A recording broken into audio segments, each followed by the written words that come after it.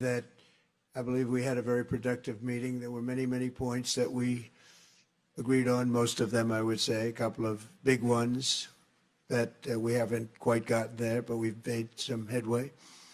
So there's no deal until there's a deal. I will call up NATO in a little while. I will call up the various people that I think are appropriate, and I'll, of course, call up President Zelensky and tell him about today's meeting. It's ultimately up to them. They're going to have to agree with